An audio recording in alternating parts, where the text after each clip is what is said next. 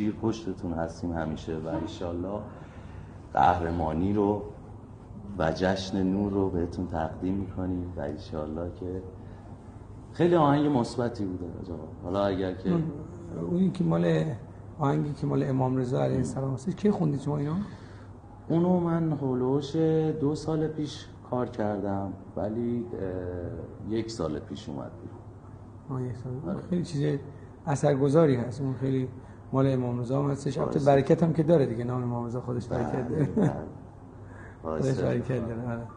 حالا اگر بتونیم ویدیوشو برای ویدیوش هم آقا ما یه فکری کردیم که همه فکر میکنن که امام رضا فقط مال آدمای مذهبی، در صورتی که ما میخوایم جوری نشون بدیم که امام رضا برای یعنی واقعیت امام رضا برای همه ایرانه.